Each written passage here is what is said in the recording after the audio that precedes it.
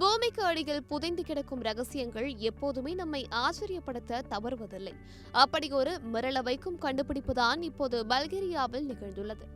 ஐரோப்பாவின் வரலாற்றையே மாற்றி எழுதக்கூடிய அளவிற்கு சுமார் 6500 ஆண்டுகள் பழமையான தங்கப் புதையலை தொல்லியல் ஆய்வாளர்கள் கண்டெடுத்துள்ளனர். பல்கேரியாவின் கருங்கடல் ஓரமாக அமைந்துள்ள ஒரு பழமையான சமாதியை ஆய்வாளர்கள் தோண்டிய போது உள்ளே பளபளக்கும் தங்க ஆபரணங்கள் இருப்பதை பார்த்து அதிர்ந்து போயுள்ளனர். இது ஏதோ சாதாரண தங்கம் இல்லை. மனித நாகரிகம் செம்பு காலத்தில் இருந்தபோதே, அதாவது கிமு 4500ஆம் ஆண்டிலேயே உருவாக்கப்பட்ட அரிய வகை தங்கம் இது. எகிப்திய பிரமிடுகள் கட்டப்படுவதற்கு பல நூற்றாண்டுகளுக்கு முன்பே ஐரோப்பாவில் மக்கள் தங்கத்தை உருக்கி அழகான நகைகளாக மாற்றும் வித்தையை கற்றிருந்தனர் என்பதற்கு இதுவே மிகப்பெரிய சாட்சியாகும். இந்த சமாதிக்குள் இருந்த தங்க பொருட்கள் மிகவும் நேர்த்தியாகவும் கலை நயத்துடனும் செதுக்கப்பட்டுள்ளன. நவீன கருவிகள் இல்லாத அந்த காலத்திலேயே இவ்வளவு நுட்பமாக தங்கத்தை வடிவமைத்திருப்பது ஆய்வாளர்களை வியப்பில் ஆழ்த்தியுள்ளது.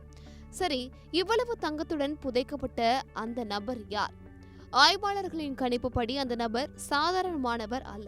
அவர் அந்த காலத்து சமூகத்தில் மிகப்பெரிய அதிகாரத்தில் இருந்த ஒரு தலைவராகவோ அல்லது மத குருவாகவோ இருந்திருக்க வேண்டும்.